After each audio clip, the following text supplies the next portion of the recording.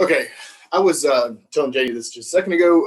Today we're going to go for two. This is the beginning of the last test in the class. The last test will be over sections 4.2, 4.3, and 4.4. And 4.2 really lays a foundation. Today we're going to talk about logarithmic functions. And if you've never heard of that term, that's fine. I go over it like you haven't. But it really lays a foundation. 4.2 and 4.3 could be in the same section. They could be just all in one section. But I like how your book breaks it up. He really broke it up, in my opinion, probably to make it where if you haven't seen it before, you can grasp it. You can still grasp the logarithmic concept. And so let's start. We're going to start, though, by talking about, what is a logarithm? Where does it come from? And they're so dry. What's the logarithm? Where does it come from? And really how to go back and forth between exponential, which is what we talked about in 4.1, to a logarithm, because there's a relationship there. Okay, so let's start actually with that, and then we'll get back to how to go back and forth. So let's look at this exponential. If we had some basic exponential, let's say y equals 2 to the x power. Okay, so just a quick review. I know we didn't talk much about the graphs of these exponentials, but if you look at a graph of an exponential, it looks something like this. It's not perfect, but it's something like that, okay? And then somewhere along the way, a math, guy was like, hey, that exponential function is 1-to-1. We should be able to take the inverse of it, right? It passes the vertical line test and the horizontal line test. We should be able to take the inverse. And when they decided to try to attempt to take the inverse, let's see if I can use another color here. I've got some. When they decided to take the inverse, remember the first step was that you replaced x with y and y with x. So you got x equals 2 to the y power, okay? So you wound up with x equals 2 to the y power. And this created a big issue.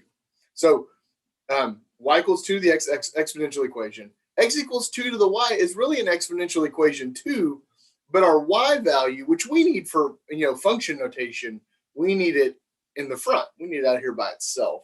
So it created a big problem with how to handle it, because that x equals 2 to the y is a function as well. Hold on, I'll graph it. Let me get some lotion on my hand. It's so dry. If you graph these, they look something like this. Now, this isn't perfect, but they look something like this, okay?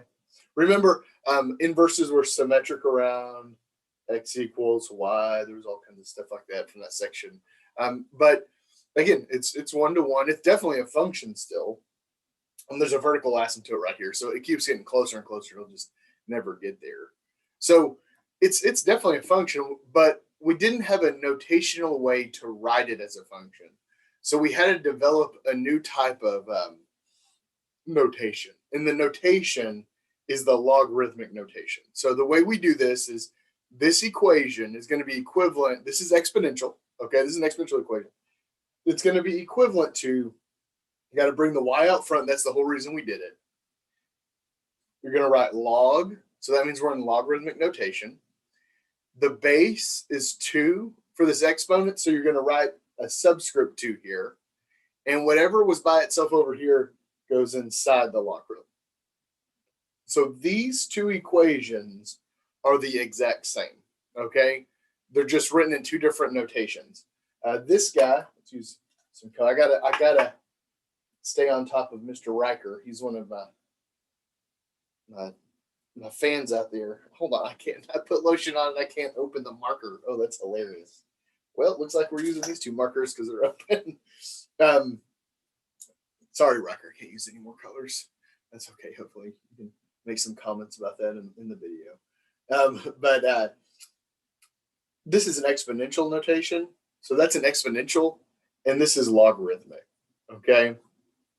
And there's a few things about this logarithmic equation that I'm going to go over, and I'll kind of hit it more in depth later on, because the first part of this, yes, the first part of this equation, the first part of this lecture, we're going to focus on how to go back and forth between these two equations. But before we do that, let's just talk about this log for a minute.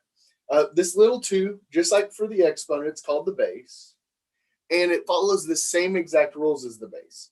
It's got to be greater than 0 and it can't be 1, okay? And whatever's inside the logarithm has to be greater than 0, okay? I'm going to go over that more. So this has to be greater than 0. We'll go over that more later on towards the end of this lecture because I want to hit it more in depth than what I went to at this point, okay? So we'll get there. Don't worry about it. Sit tight. But the main rules are whatever's inside the logarithm has to be greater than 0. No negatives, no zeros. And this base, just like the base on the exponent, has to be positive. It's got to be greater than 0, but it can't it can't be 1, okay? So really, Janie is the only one in this lecture right now, so I'm going to be talking directly to you, Janie. So first, we're going to go back and forth between these exponentials and logarithms, okay? Exponentials and logarithms. Okay. I'm going to do a few of these. I'm going to need another sheet of paper too. We're going to keep going. So let's say we had a basic exponential equation that we know. Let's say like 5 squared equals 25, right? That is true. You guys agree with me? And all we're going to do is we're going to write this as a logarithmic equation, okay? Remember, whatever's in the exponent is going to be written by itself. That was the whole point of the logarithm, okay? Whatever's in the exponent is going to be written by itself. And then we're going to write log. Now, we're going to look back at this equation and look for the base. The base here is 5, right? So that's what's going to be written in a subscript 5. And then the 25 is by itself, so it goes inside the logarithm. So 2 equals log base 5 of 25. Okay? Danny, does that make sense? You can give me a thumbs up or whatever. I'm going to do a few more examples, but okay. So let's look at some common logarithms. The first is 10, and the log button in your calculator is right there. That's log base 10. So if we look at something we knew, let's say like 10 to the negative 1. Remember, if you raise something to a negative power, all you're doing is putting it in the denominator. So 10 to the negative 1 would be 1 over 10. So let's write this as a logarithmic equation. So the exponent over here is negative 1. Okay. Log, the base is 10. And what's inside is what's going to be by itself over here. So 1/10. Okay. Log base 10 of 1/10. Now, because it's log base 10, you don't have to write the 10. Okay. If you see a log by itself without a base, it's an assumed base 10. So this can be written as log of 1/10. Run out of room. Log of 1/10. So if you see a log without a base, it is log base 10. You don't have to write it. If it's not base 10, you have to write the base number there. Okay. So we can pop this one in our calculator and show that it's -1. So turn on the calculator. That stuff. And we did log. That's cosine, not log. If we did log of 1/10, hit enter, we'll see that we get back -1, right? Because log with base 10 is in our calculator. Now, the ln button right underneath it I'm about to go over, it's also a log as well. We'll go over that next. Okay, so the log button in the calculator is base 10. And then the ln button is actually base e. So let's go over one. Let's say we have like e to the p equals 3. Okay, e to the p equals 3. Stuck on the graph. Okay, if you're stuck on the graph, hit second and then quit, and it'll go back to the very beginning. And give me a thumbs up if that worked. So second button and then quit button right next to it. Gotcha. Okay. So remember this base e. We talked about it a little bit in the exponential equations. It was called the natural base. It showed up in nature a lot. Well, it also has a special logarithm. It's called the natural logarithm. So if we have like e to the p equals 3, now the p is the exponent. So we're going to write it like that. And then it's really log base e of 3, right? The way it's written. So p equals log, the base is e, And then remember, whatever's by itself, that goes inside the logarithm over here. Well, log base e is called the natural log. Now, in Latin, you write the descriptor second. So that's why it's ln. So ln of 3. Okay? So log base e is ln, and it's built into your calculator. Just like whenever if you do log, it's an assumed base 10. Well, if you see ln, it really means log base e. Okay? It really means log base e. So if I wanted to find ln3 in my calculator, I can. So I go ln, and then I put in 3. This one actually has, now look, this is an irrational number like pi. It goes on forever and ever and ever. If I wanted an approximation, boom, there's an approximation of our answer. 1.0986 something, forever. Okay. Okay. So now what we're going to do is we're going to go back and forth and fill in a chart. And I'm going to give you a minute. I'll give Janie a minute since she's the only one in here to just fill these out. So I want you to go back and forth. I'm going to give you log equations. I'm going to give you exponential equations, and I'm going to steal them from the homework so they'll look familiar when you get to the homework. Okay. So again, I've got exponential. I've got log. And I'm just going to steal some. So if I give you an exponential, I want you to write it as a log, and vice versa. If I give you a log, I want you to write it as an exponential. Let's say we've got 5 equals log base b of 32. So that's a log equation. Woo, I lied here. Let me move this one over. So 5 equals log base b of 32. And then write the exponential version of that over here. Let's say we've got, this is a good one we haven't talked about. Let's say we've got the square root of 16 equals 4. Remember, the square root, you could write as 16 to the 1/2. And you have to write this as an exponential. Remember, the square root of 16 is 16 to the 1/2. I'll get to that here in a minute. But at 16 to the 1/2 equals 4. That's how you write it as a logarithm. Let me steal some more here. Let's say I've got another exponential. 2 to the negative 4 equals 1 over 16, right? Because you put 2 to the 4 in the denominator and 2 to the 4th is 16. Write that as a logarithm. And let me steal some that are the common logs here. Let's say we've got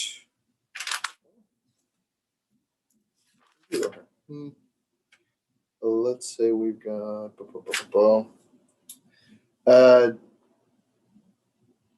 4 equals log of 10,000. I think that's right. And then let's do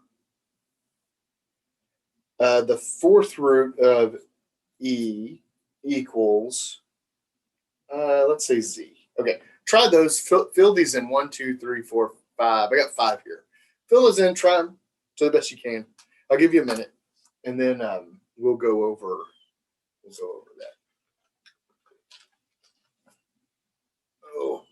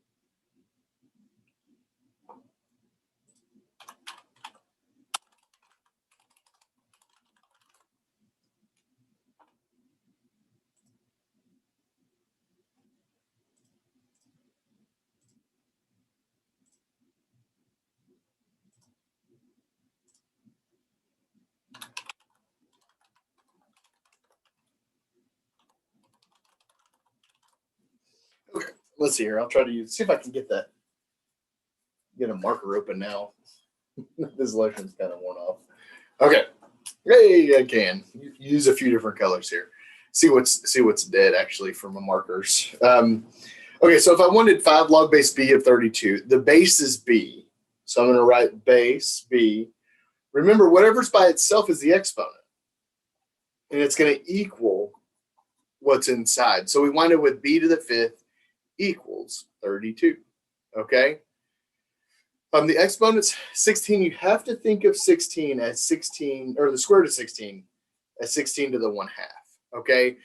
There's no radicals in exponential or log form. I mean, you can have them in exponential form, but they're not going to be in log form. To switch them over, you have to think of it as being raised to the 1/2. So 16 to the 1/2 equals 4. If I want to go to the logarithm, whatever the exponent is by itself. The base is 16 here. And what's by itself on the exponent is actually what's inside the logarithm here to the 4. So a quick check here. 16 to the 1/2 would equal 4. Okay, which is true. The square root of 16 is 4. And then we've got another one here. So 2 to the negative 4 equals 1 over 16. So the negative 4 is by itself. Log base, well, the base here is 2, right? Because the exponent's attached to the 2. And then the 1/16 is by itself, so it's going to be inside the logarithm. Okay? Inside the logarithm. Okay, and then now a log. Now look, hey, this log doesn't have a base, so it's an assumed 10. If you want to write the 10, that's fine. There's nothing wrong with that. But if it's by itself, you can just assume it's 10. So here we have 10 to the 4th power equals 10,000, which is true. Okay, 10 to the 4th power equals 10,000. Now over here, we got to think of that root thing again. The 4th root of e, that's the same as e to the 1/4.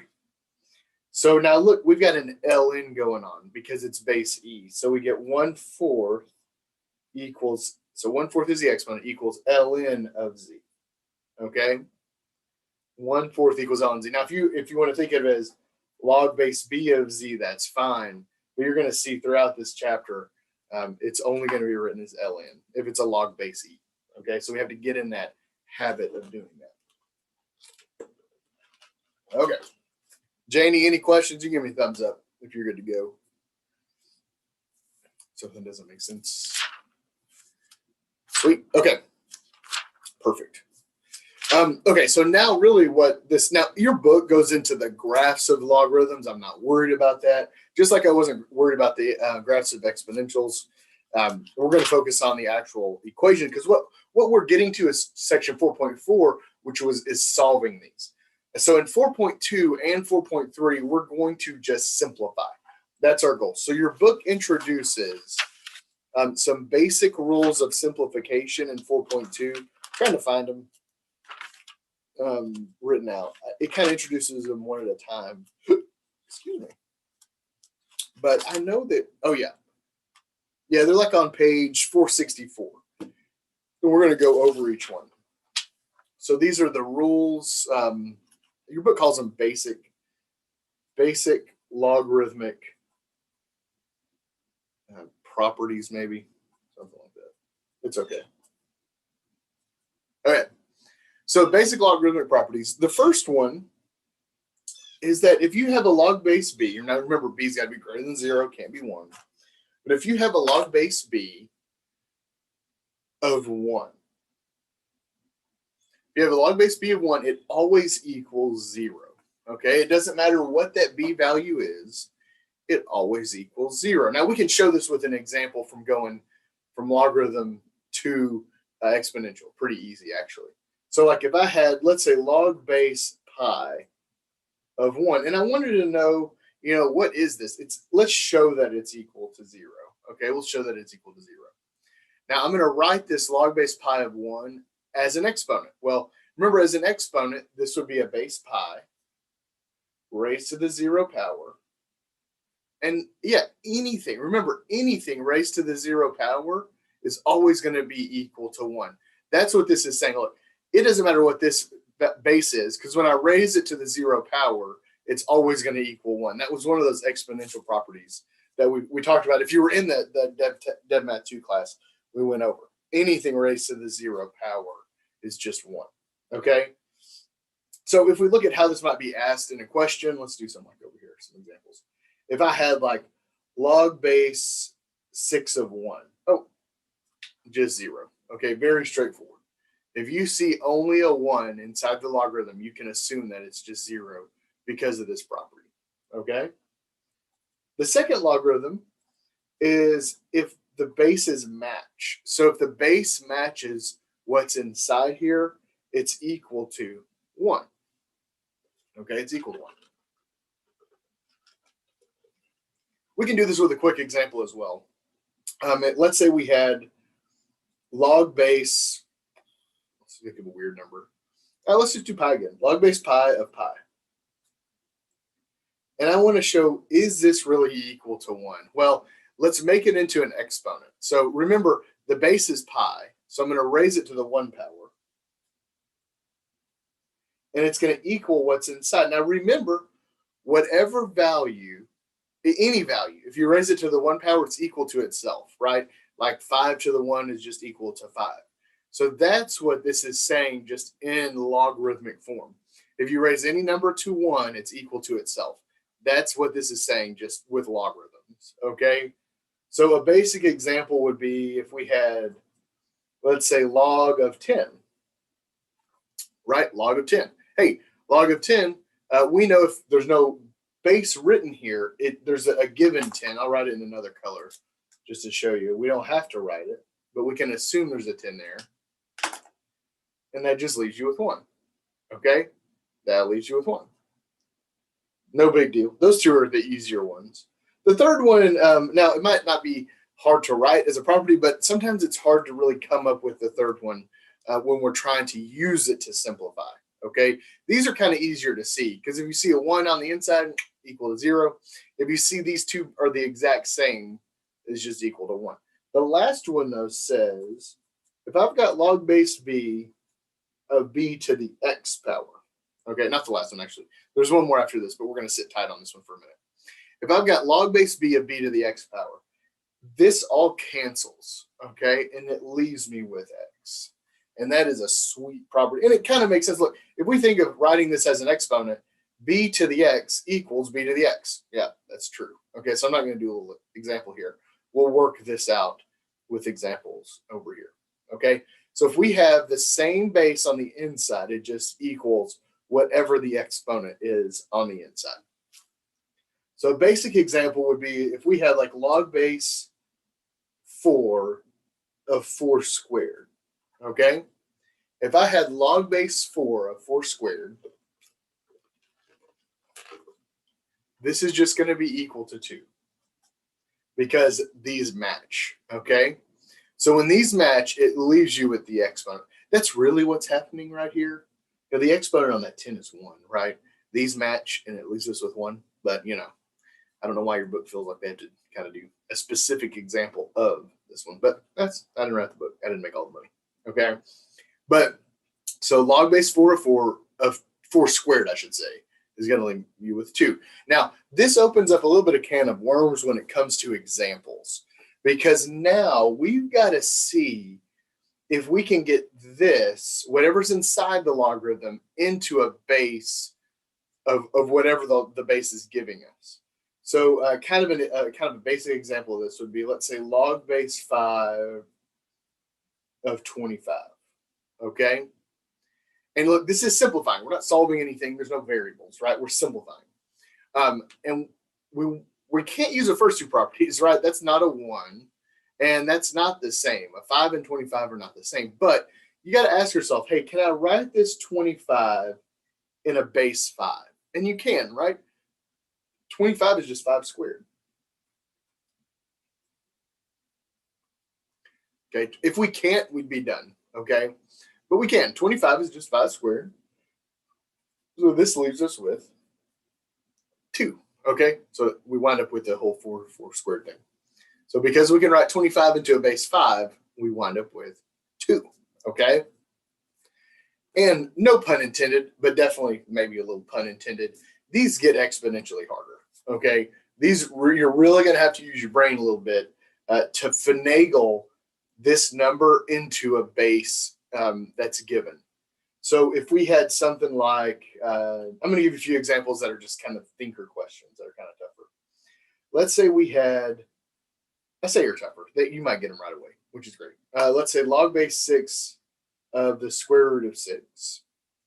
And log base, let's just say log, to use one of the common logs, of 1 over 10, which I think we did earlier. So try those two, really think about those two, and try to get them into a base, this one into a base 6, and this into a base 10, right? If we don't have it written, it's a base 10.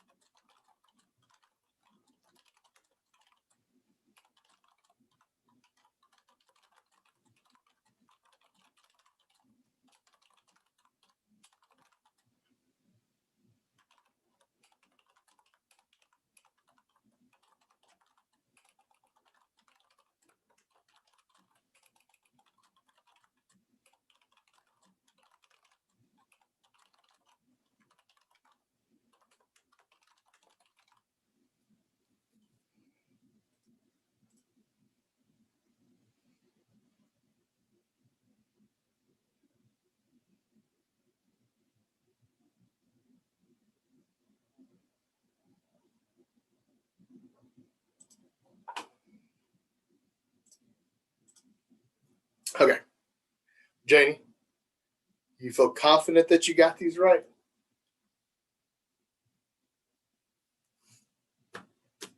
Thumbs up for confidence, and then whatever the other one is for I'm not so confident. I won't call you out. I'm not. Okay, gotcha. Okay, so let's see this log base 6 of the square root of 6. Now, again, just like before, I'm not going to write these as square roots. Automatically, I'm going to write this as an exponent. Remember, the square root of 6 is just 6 to the 1/2. Okay, so this inside the logarithm can be written as 6 to the 1/2. And because these match, now we can use this example. Okay, so, or not this example, but this property. So these match, so this leaves us with 1/2. Okay, now the log base of 1/10. Okay, we kind of have to go backwards now. If we've got a 10 in the denominator, that's the same as saying 10 to the negative 1. Okay, we have a 10 in the denominator. This is the same as saying 10 to the negative 1. Now we can use the property. Okay, because remember, I'll write a little 10 here. There's really a 10 there, we just don't write it. So this leaves us with negative 1. Okay, kind of cool. I know, you don't have to tell me. It's cool stuff. Okay. Yep, got it. Sweet. So let's really kick it up a notch, make it a little spicy. Okay. Whew. Okay, I'm going to steal some from the book that I think are some of the harder questions. And you'll see on page 466, like numbers 21 through 42. Now, we haven't got to some of we haven't got to the property for the end of that section. We'll get there. And then like 81 through 100, this is where I'm stealing these from. Okay, oh yeah, they combine some stuff. This is 32. Log base 3 of 1 over the square root of 3. Whew. Ooh, yeah. Ooh, 34. Can't believe they did this to you guys. This one's mean. This would be really mean for me to put on the test. Log base 81 of 9. Then they get like super easy for some reason. Okay, let's backtrack a little and do 20. Oh, actually, let's find one down here. Let's do 91 or 92. 92 is ln 1 over e to the 7th. Yeah, and then after this, I'll go on to the next property, the last property. But I'll give you a few minutes to try that one, Janie. Try these. These are thinkers. These are real thinkers. Super brownie points if you can get these. Okay, like pat yourself on the back. You really know what you're doing in this section if you can get these. It really means you understand this simplification, but you still need to do the homework.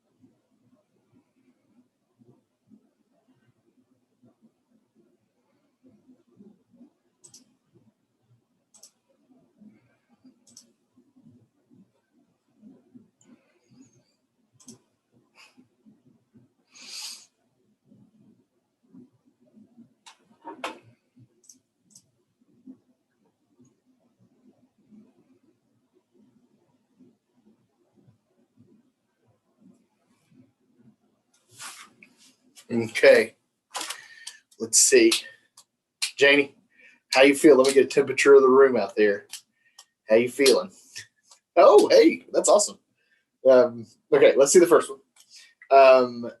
Again, we're going to write this as 3 to the 1/2, right? So this is going to be log base 3 of 1 over 3 to the 1/2.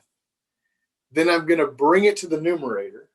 So I get log base 3 of 3 to the negative 1/2. Hey, we've molded it into where we can use our simplification, right? We made it an exponent. We have to do that first. And then we moved it to the numerator. So now we can say these cancel, and it leaves me with negative 1/2. So look, I mean, think about this. We went from a logarithmic equation to just a basic fraction. And that's going to help us a lot when we get to the solving sections, okay? When we get to solving sections, we're going to need to know how to do this to make our life a lot easier to solve. Next one, though, is a little different, okay? Let's think about this. So I got to get 9 as a base 81, okay? So I'm going to just think about this. If I've got log base 81, 81 to the what power would give me 9, okay? Did you get this one, Janie? What do you think it is? I'm going to call you out. I don't do much of that. Are you there? Uh-oh. Might not be there. That's fine. Okay, no, that's fine. That's fine, Jenny. So we have to think, what can we raise 81 to get 9? Well, the relationship between 81 and 9 is the square root. So it turns out to be 1/2. 81 to the 1/2 gives us 9.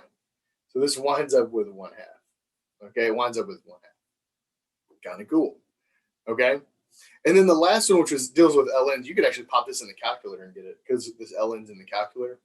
But we're going to bring the e to the numerator, ln e to the negative 7. And that leaves me with negative 7. Okay, that one's not as bad. I think that one's easier than the other two, actually, because it's more like a one-step thing. Remember, okay, for moving forward, oh, that's awesome. That second one's a hard one. So moving forward, I need you to really kind of get this concept that the ln and the e cancel each other out, okay?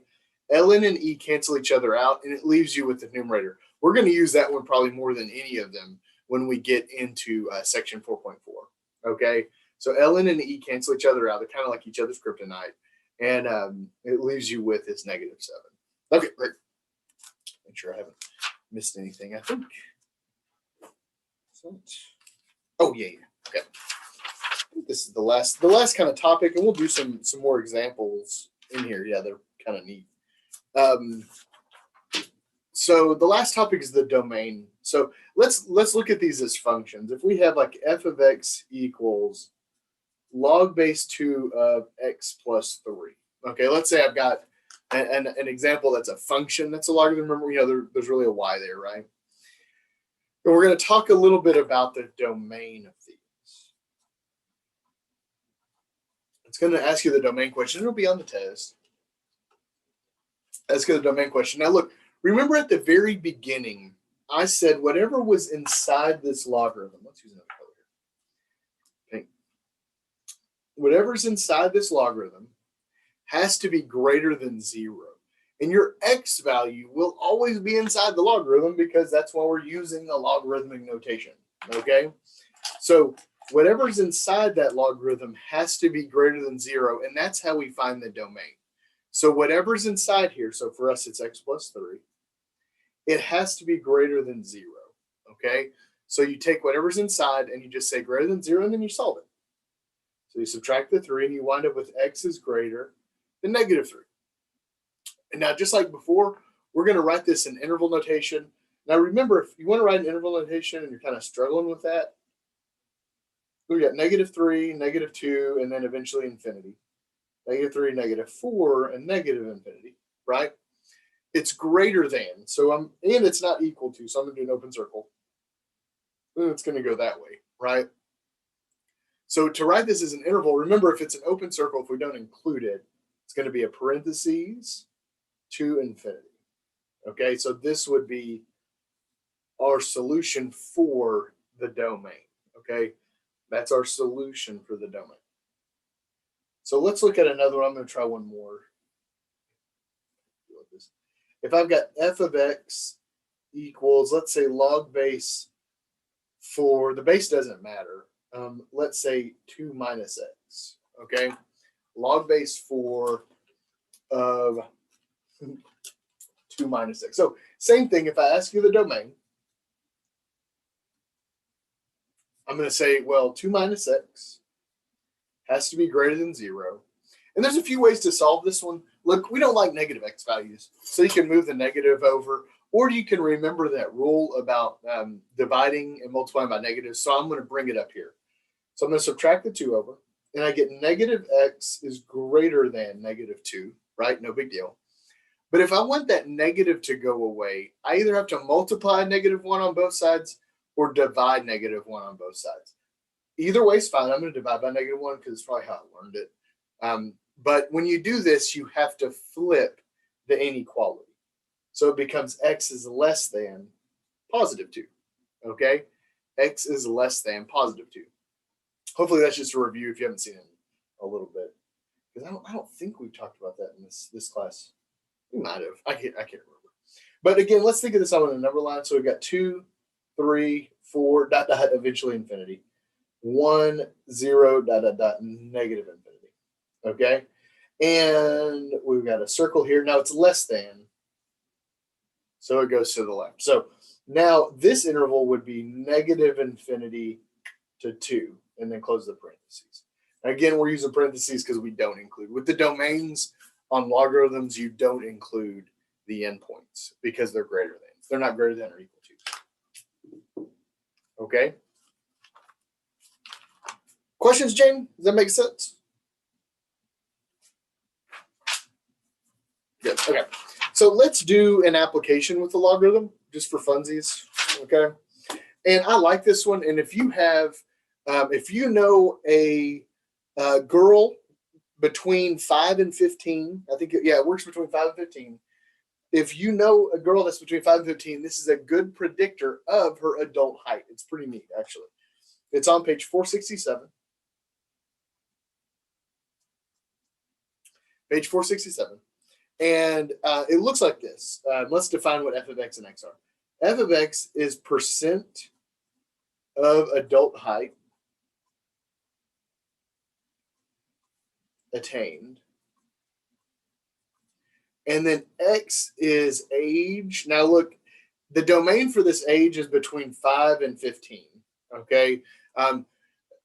When you're actually, what's kind of neat, before 5, you follow a very kind of exponential rate growth or growth rate, not rate growth, Jesus. But before 5, you follow like an exponential growth rate. From 5 to 15, you follow a logarithmic growth rate, so it kind of mellows out. And then after 15, as a female, you kind of stop. Usually after 15, you might hit a growth spurt, maybe. I mean, it's not too uncommon, but overall, your growth really stops after 15 for females. So they've developed this equation for this height, the percent of your adult height obtained. So it's f of x equals 62 plus 35 log of x minus 4. Okay, now check this out. This log does not have a base, but it does have a base, right? So it's actually base 10 because we don't have a base. Now, what's cool, Riker, if you're still holding in there, I believe Riker's like 5. We're going to get to the one with boys here in a few, actually like the next lecture or so. So I need to know your height so I can tell you, I can predict your height. Now, Creed isn't that old, right, Janie? Creed's not 5, is he? Are you there? No, he's younger. Okay, that's what I was thinking. Okay, so yeah, it works, and it works pretty good between 5 and 15. I'll tell you, my son, now this is the female one, but my son, the male one I did, and it's really tracked him pretty close. Like even when he was like 6 or 7, it told me that he was going to be about 6'3". He's 15 now, and he's like 6'1.5". So I do think that he might wind up being 6'3", which is crazy. There's no one on my side that's that tall, but it's on my ex-wife's side. So kind of cool though that it's that close. But again, yeah, he is tall. It's ridiculous, and his feet are humongous. So, but anyway, the where was I going with this? Oh, this is just a model. Okay, so remember, this is just mathematicians trying to model height. The height of, for this example, the height of females between 5 and 15. So it's not perfect, but it's kind of neat. It's a neat and it's a great kind of application example for this section. So Janie, do you have like any nieces or nephews or that are between 5 and 15? Like we can do a real life example. It's okay if you don't. It doesn't work well with exactly 15. I have noticed that. It's got to be kind of in between 5 and 15. I can make one up. It's no big deal. Let's say we've got, let's say we have like a 10-year-old. Let's say they're 10 and a half years old, so 10.5. Okay, they're 10 years and 6 months. And Jane, you can do this with 15, but you'll see that they're really close to their adult height. If they're 15. Let's say 10. They're 10 and a half. We're going to plug it in to see what the equation kind of predicts them to come out to be. So 10.5 minus 4. Okay, let's see here. 11. Yeah, let's do 11. Okay, I'll change this up. Actually, yeah, I'll change it up. Let's just do 2 of them, and we'll do the 11-year-old. Okay, so 10.5. Look, I'm just popping in the calculator. So that'll work right there. So 62 plus 35 log of 10.5 minus 4. Make sure to put that in parentheses if you don't want to do the math beforehand. And you wind up with 90 point, let's do 90.5. Remember, this is a percent. So what we found is at 10 and a half, girls are 90.5% of their adult height. So at 10 and a half, girls are 90.5% of their adult height. Now, Janie says that she knows an 11-year-old. So let's just do this for 11-year-olds too, just to do two of them. So if you're 11, now if you want to get more specific, Janie, too, like, 11 and a half or 11 and 3/4, it does help. But let's say she's right at 11. 62 plus 35 log of 11 minus 4. So I'm going to do the same thing. And now look, if you hit second enter, you can bring it all back up. And you just have to change this. Which is kind of cool. Efficient, I should say. Oh, and you get 91%, which makes sense, right? 91.6%. Because it's a half year older. So you've achieved more height, right? So at 11 years old, at 11, girls are 91.6% of their adult heights. Okay, pretty cool. Okay, questions about that? Now here's the thing. What if you're like, okay, well, how tall is my kid going to be if she's 11? We have to do a little more math here. Janie, do you by chance know the height of the 11-year-old right now? I know that's a tough ask, but do you know how tall your 11-year-old or the 11-year-old is? Probably about 5'3". Okay, we're going to do this in inches to make it easier. So Janie says the 11-year-old's about 5'3". So that means her current height, we'll say H. Her current height is 5'3" would be 63 inches. Okay, 63 inches. So what we're saying is that we'll use A for adult height. Okay, to do a few more math. Okay, a few more maths, I should say. So we're going to say her adult height times 91.6, so 0.916 is going to equal 63 inches, right? Because if you took her adult height and you multiplied it by 91.6%, because she's attained 91.6% of this adult height, would give you 63. So if I want to solve for A, I divide by 0.916 on both sides. So let's see here. It is predicting, drum roll, 0.916 to be 5'8", so 68 inches, 68.7. So 68.7 inches. So, a little over 68 and a half. I'm sorry, 5 foot. Well, that's a foot. 5 foot 8 inches point, and really about 3/4. Should put about right there. 5 foot 8 3/4 is what it's predicting. Okay, it's not perfect, and then I'll tell you, it gets probably a little better if you knew her exact height. We could get it. Yeah. We can get a better approximation with that. Okay, so pretty neat, pretty cool. I need to do this with my sons. I have a 14-year-old too, and I really think he's going to be taller than my 15-year-old, which is scary. Okay, questions, comments, concerns?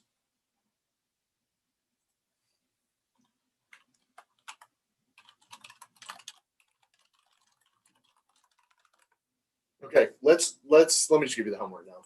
So the homework starts on page 465, section 4.2. You'll see the first part of this homework is going to be real quick because it's just going back and forth between log and exponentials. And once you get that, it takes 2 seconds. Let's do 1 through 41. And then, okay, for 1 through 41, I want it to be odd. But then I want you to do 75 through 78. All of those because they don't ask that many. And then 81 through 103. These are odd again. Okay. So on. And then I'm going to pick out some of these application questions. Yeah, 113, that's like the one we just did with the heights. 115 is a neat one. And 117 is a neat one as well, yeah. So try those as well. So here is the homework.